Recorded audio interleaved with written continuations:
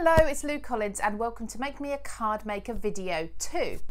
Now we're going to be looking at primarily stamping today, but we're also going to be looking at colouring in your stamps as well, and I will cover the types of stamps, stamping platforms and inks as well to use, and then we're also going to be looking at how to make your own card bases once you've created your card front.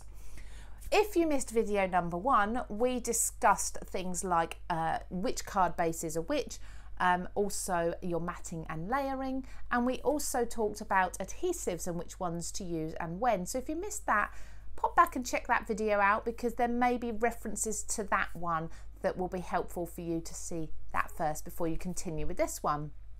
So talking about stamps, now there are some comprehensive videos on Craft World talking about different types of stamps because there's more than one, and different types of stamp blocks and different types of inks, but I'm going to run through just a few of my favorites for you today in this video. There's lots of each stamp platforms and ink pads on the market, and you will eventually evolve and find your favorites, but I'm going to give you the most popular ones that I feel are worth you knowing about. Now, when it comes to stamps, of course, they come in lots of different shapes and sizes. I've chosen what I'd call a medium-sized stamp today to use, a nice clear butterfly image. It is a clear stamp, also known as a cling stamp, because as you can see, it clings to plastic, acrylic, things like that. And that's how we use it. And also these are actually made, although they're often known as rubber stamps, they're not a rubber really. They are often used for photopolymer, silicone, acrylic, all these different materials. Photopolymer, in my opinion, is one of the better materials for stamps to be made from, but you'll find details about that in our stamp overview on Craft World. So this one is a clear cling stamp, and I'm going to just show you that by clinging that onto my block. Now each of these come with detail on one side, so you'll feel the texture. That's the part that's going to make that stamp for us, and on the reverse it's completely flat, as you can see, flat and shiny, so it will stick. Now mine's got black marks on, and that's purely because I've not cleaned the ink off. As you can see, it's got ink on there, but it's not transferring because it's dried. It's actually better for you to leave your ink on there and not clean them too much, especially not with things that are drying, like baby wipes, for example. But if you do get a lot of ink clogging up the small detail on your stamp, you can run it under warm soapy water and just leave it to air dry, and it will be back to brand new. The only exception is if you use a solvent ink, and I'll go over that in a moment, that will stain your stamp, but it doesn't affect the way it's used. So I thought this black one here would be easier for you to see while we're using it today. So I'm going to first of all use a stamping platform. This is an acrylic block, and it was one of the first ways we used to stamp with cling stamps, but I'm going to use my stamping platform. There's lots and lots of these on the market now. You'll see them everywhere, all different types and sizes. Lots of different brands as well, but this particular one is a nice small A5 one, and I'm going to use this quite a lot.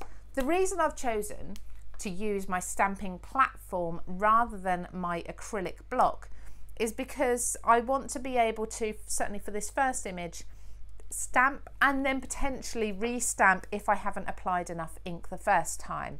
This is a really great way of getting accurate stamping, because what happens is the magnetic base here and the magnets here hold your paper in place, along with placing it along this grid line here, so I know exactly where my paper should go. And then this picks up your stamp, and everything's in the same place if you want to stamp once or if you want to re-ink and go over 10 times, and it will always be in exactly the same place. So for using a stamping platform, just a quick overview. We've got our stamp, as I said, with the two different sides. You want to put the flat side onto the plastic.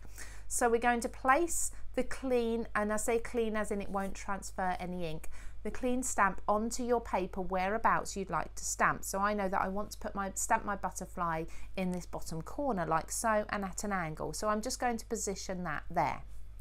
Once it's in place, fold over the lid of your stamping platform, and it may be that it's not a folding one. You may have found you've got one where the whole top lifts off and then goes down with maybe springs in the corners, for example. Either way, position and pick up your stamp. and now we need to ink it, okay? So we've got a choice of inks. I'm going to be using today Memento dye ink. The reason I'm using a dye ink is because I can then use my alcohol pens with it. The alcohol pens will not react with the outline that I've used with, the dye ink for. Okay, so we can go ahead and colour and it won't blur or smudge the lines at all. So they'll stay nice and crisp. This dries very quickly as well. If you need something to dry quite quickly, that's a good ink to use. Other inks available that you may hear of so these are pigment inks. They're slightly slower drying, so they can be used for things like heat embossing, which we'll come to, I believe it's in video number 4 of Make Me a Card Maker, so look out for that. But these are great. This particular brand is VersaFine. I love it. We've got the 2 different packaging or types here. Either can be used for your stamping, and I'm just looking at black ink here today. I'm not going into colour for you, just to keep things simple for your first few stamp impressions. So we've got VersaFine. This is a pigment ink, but this is ideal for using with your water-based mediums. So watercolour paints, watercolour pens, watercolour pencils, for example. If you want to use anything like that to do your colouring in with afterwards, these ones are ideal. But as I say, it's ever so slightly slower drying. And one more ink pad type brand that I'd like to talk to you about very quickly is StazOn, because you may hear this quite a lot. Now this one does dry much slower, but it will dry on surfaces like plastic, like acetate, like glass, the sort of surfaces you wouldn't be able to stamp using these ink pads. StazOn is a solvent ink, and because it's got solvent in it, you can't use your alcohol pens with it. You will smudge it even after it's dried. Okay, so we're looking at reacting the ink with the mediums here. So, but StazOn, if you want to stamp a sentiment onto some acetate, clear acetate for example, this would be the one to use, but you will need to allow it a while to dry. Okay, so I just wanted to bring that in, so in case you've heard the name and you weren't sure which of these 2 categories it fits in, it doesn't. It's a completely different ink pad. Now let's get stamping. So anything that is larger than maybe 1/4 of your ink pad, I would bring the ink pad to the stamp to apply the ink to it, rather than bringing the stamp to the ink pad. So if I've got a really small stamp, say the size of one of these magnets, popped onto my block, I would then bring that to the ink pad, okay? But otherwise, I'm going to do it this way around. So what I'm going to do is I'm just going to dab the surface of the ink pad, and I'm not pressing down, I am just tapping like so. Just tapping. You can use a little bit of pressure if you find your ink pad starting to dry out to get a little more ink out of there, but initially I'll just tap, tap, tap until you can see you've got the colour and the glossy. Can you see that's wet on that stamp now? You've got that glossy all over your ink pad. Okay, that's a good idea to always replace the lid back, and I tend to store mine upside down as well to keep the ink on the top of the ink pad surface. And I'm now going to just fold this over, depending of course on the stamping platform you've got at home. You may fold, you may lift it up and down, you'll know what I mean by your platform. And then I'm just going to press. Now I don't need to press hard with this, and I can now press or I can rub, either way, to make sure you've got a nice even pressure just over there, and that's into the paper. And I didn't have to do that hard, but you can see there I've now got that stamped impression on my paper. Now just to give you an example, the beauty of a stamping platform, because my paper's in the same place and my stamp is in the same place, I can re-ink this if I needed to. So say for example I didn't quite give that enough pressure and I missed a piece, or maybe I did just miss a piece, maybe I didn't quite ink the stamp up fully, I can re-ink and re-stamp, and that will go in exactly the correct place. Okay, so you can see that's much darker now, but it's not smudged, it's in the right place. So what I'm going to do now is remove this, pop that to the side so that can just be drying there. And then I'm going to take my stamp away from my stamping platform and I'm going to put it onto my acrylic block here. Okay. So what we need to do next is create ourselves a mask for the next technique. So to create a mask, I'm going to use copy paper. This is thin paper, the sort that you would find in your printer. So I'm just going to stamp this, and I can use my Memento because it's a nice quick drying ink. I'm not worried about a perfect impression either. I'm just going to stamp that anywhere. Now I'm using my acrylic block now, so what I can do now is I can move my block around the paper and stamp anywhere I want. But you need to be careful when you're stamping because you don't want to smudge it or move it or slightly mis-stamp, which you'll find you won't do with your stamping platform. But of course you do have the portability of moving that stamp around on your paper with an acrylic block. So I clung my stamp to the block. I've hovered it over the paper where I want to stamp. For here I'm going to cut it out, so it's not important whereabouts it goes. I've just placed it down so it's nice and flat and it's balancing on the stamp there. I have got a small gap around the edges here, so you want to be careful not to accidentally rock your acrylic block back and forth leaning on those edges there. It needs to sit on the stamp, and all I'm going to do is give that a gentle pressure. It's a good idea to actually hold on to the edges, but then just give that a gentle pressure all over the stamp again, trying to keep the pressure even so that you don't rock it, and you certainly don't want to be smudging it or moving it while it's there. And then just holding onto the paper if you need to, just lift off the stamp and you've got your impression. Okay, nice and simple. So if you wanted to re-stamp this as we did with this butterfly, you'd find it very difficult. So you could ink it up again, and then as you hover over, of course, you're going to struggle to get that in exactly the same place. Although we can see through, very rarely do we get it absolutely perfect. So this is why for repeat stamping, we would use our stamping platform. So now what I'm going to do is I'm going to take some scissors and I'm just going to cut this butterfly out. So this is a butterfly that I cut out previously, and I've already used this for some masking, so I'm going to show you, because you only need to do this the once for each of your stamps, and you should be able to reuse this over and over again. Now bringing in my butterfly here, what I'm going to do is place this stamped mask as such, and I didn't worry about the detail like the antennae or the tiny little scallop bits on the edges of the wings. It's just the main body of the image, the silhouette that I've cut out, and I'm going to place this paper directly over it. If you want to tack that with a little bit of low tack tape, you can do, just be aware of tacking it away from where you're going to stamp. And now we're going to add our second butterfly onto this card, again using my Memento ink because I want to colour these in with my alcohol pens. Just tapping around the butterfly, and then again I'm going to hover over the card here, over the butterflies, work out where I'm going to put this, and then place that down like so. Okay, now pressing down again, being sure not to rock the block, making sure I press down firmly along the edge there of the paper, the mask. So around this area here where the paper sits, you want to be very careful to make sure that has caught well and you've got nice pressure there.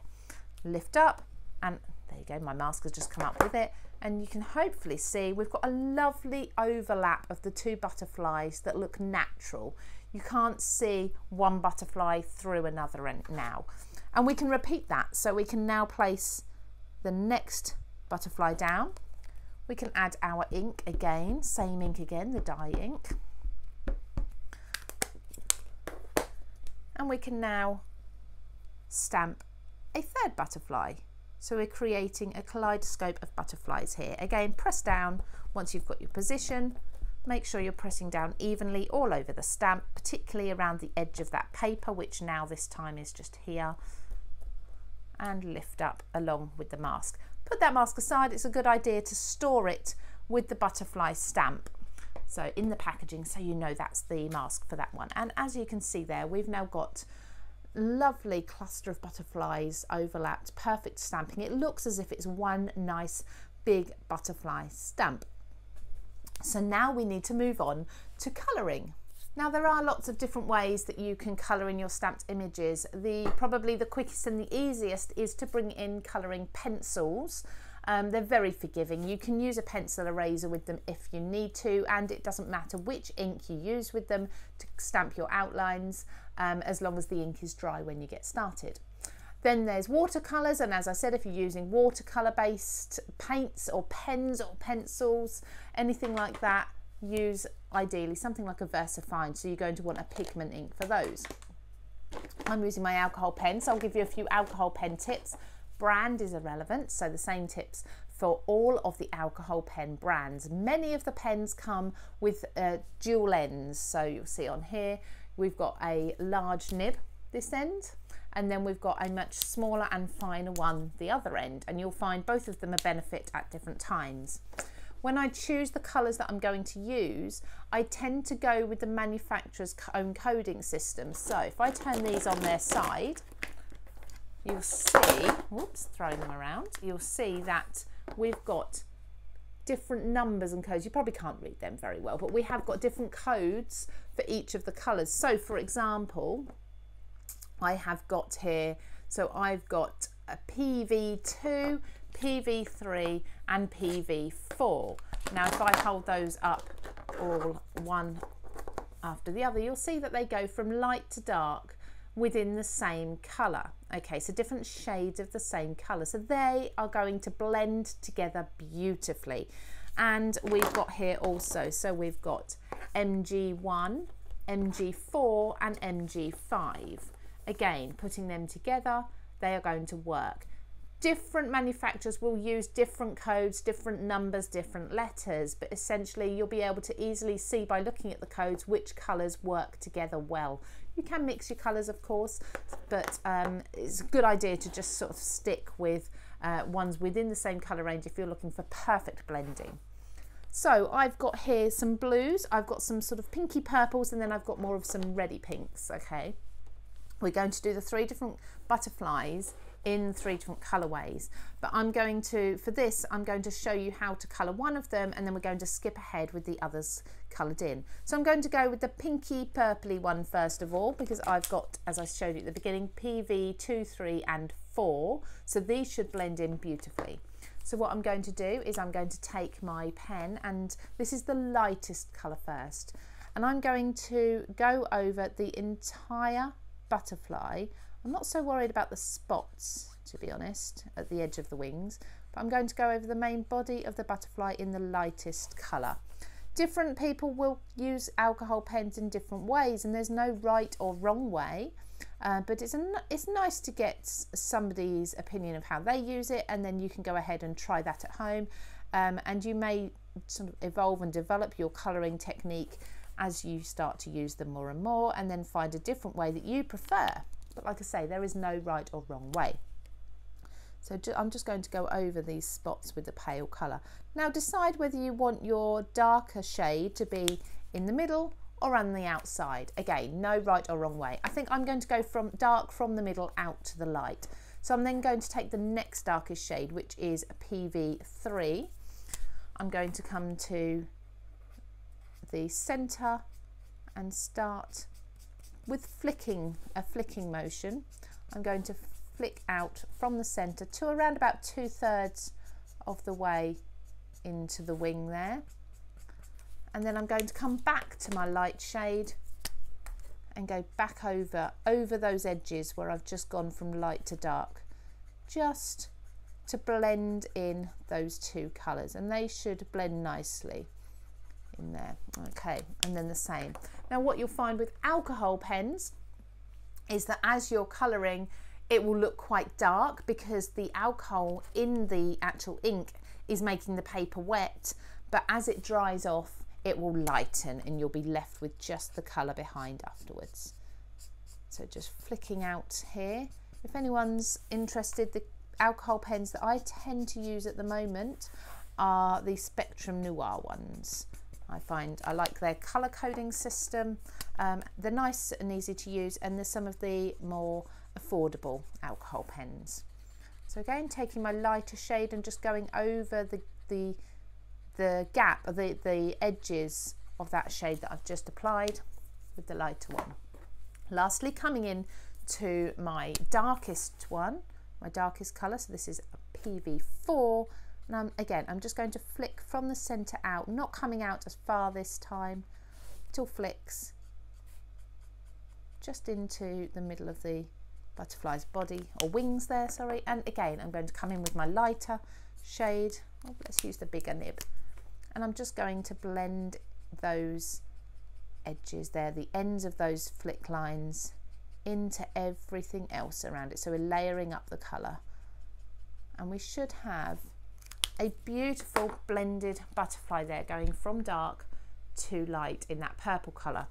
Now I'm going to repeat this with the blue for the middle and then pink for the top, and then we'll come back and we'll finish our card off. So there I've fully coloured in all three of the butterflies with the blending, and now I need to create a card base for this. But before we do that, I'm just going to stamp a sentiment, because it's very hard to stamp onto a piece of paper that's then matted onto another piece of paper, because you get ridges and bumps. So I'm going to choose another clear stamp, and I'm going to choose just a small one. We've got For You here, and that will work perfectly. And as you can see, this has come from a Christmas set, but it's not a Christmassy stamp. So just have a look through all of your different stamp sets, because you may find one that works for you, even if it's not the right sort of theme. So coming back to my stamping platform, just so I can get this in the perfect place, I'm going to put that back in that corner, pop my magnets on there to hold my paper still, and my alcohol pen colouring is completely dry. That really does dry in just in seconds there. So just popping the For You stamp where I want it. You can see this one's clean, this one's not been used before, so pop a shadow on there so you can see it. You'll see that in a moment, but I'm just positioning that with the wording face down as if I'm going to stamp it there where I'd like it. I think that needs to come up just a little bit, and then fold over, pick that stamp up. Now this time we don't have to use the Memento ink, because I'm not going to be applying any colour to this with my alcohol pen, so I'm just going to come in with the VersaFine just for a difference. Pop that over there, a little bit of pressure as you can see just with my finger. Perfect. Now if usually a stamp this size I will use an acrylic block as this one, okay, just because it's tiny and it doesn't seem worth getting the stamping platform out. But with a sentiment it's different, because you want that wording to be absolutely perfect. So I've just added that with my stamping platform there. That is actually really good. I don't need to go over that again this time. So take the magnets off and the paper out. I'll clean up the stamp and pop that away in a little while. So now to create our card base, and rather than using a pre-made card base, we're going to make one. I'll show you how easy it is. And this is the beauty of this, is you can create a card base then in any colour. So bringing in, I think this colour is going to work. It's a purple. It's actually a purple that fits quite well with the matte underneath, but you can see it okay. What I'm going to do is I'm going to measure this. First of all, do I want this to be a tall card, so the fold at the top, or do I want it to have the fold at the side? And I think looking at the size of this, I might like the fold at the top for a little bit of difference. I've got a little bit of a tear in my paper there, so I'm going to use a nice clean edge. So what you need to do is you need to measure how long does your card need to be, and that's when it's open. So the easiest way to do that is measure how long it will be folded and then times it by 2. So I'm just positioning on here, hopefully you can see that. I've just placed my paper to the edge of the cardstock with 2 borders there, just to give me an idea of the sort of, remember our mats and layers from video 1, so the sort of gap that we're going to need between the white paper and the card base. So I've got a nice thin border there. I'm going to add a little pencil line just above my paper, giving it again the same border, and then I can measure. So I've got a ruler. You can use the grid lines on your mat if you prefer. I like to use a ruler for accuracy. So that is 15.5 centimetres. So I'm not sure if we're quite going to get the same. No, we're not quite going to get the same out of a 12-inch piece of paper. So what we'll do is we will make this ever so slightly smaller and just have a slightly smaller card base there. Okay, so that's going to be halfway. Now we need to do the same on the outer edge. The outer edge will be easier. Just place your mat and layer again back to that edge where you wanted it before. I'm just going to put a little pencil line at the end here. As long as you've got a trimmer that's big enough, and I have one here that will fit a 12 by 12 sheet of cardstock in, you can cut the entire length of your card base in there like so. Okay, so what I can do now is just bring this in and just score this where we made the line a minute ago. So popping that into our scoreboard. Now the scoreboards have this, it's kind of like a bumper at the top here and at the side, so you can position your cardstock against it to get a perfectly right angled score line. Now as you notice, I'm using a small scoreboard here because most people would start off with a small one and then eventually get a larger one, but you can see the last score line here isn't quite where I need it. So instead I'm going to lift up my piece of paper over this edge, okay, and I'm just going to keep it but against the top so I still know it's a right angle, and I'm going to position that so that the line that I made is on that end score line there. Okay, fold this over and we have our card base. Lovely. And now we can glue those down, and we did go through of course adhesives in the previous video, so refer back to video 1 if you haven't used adhesives before, if this is your first time making a card, or maybe you get a little bit of confusion over which you should be using and when. You can see in the blog post on Craft World the finished card that we've made and any details of where to pick up any of the materials and tools that we've used. And don't forget to look out for Make Me a Card Maker video number 3, where we'll be covering some new techniques for you.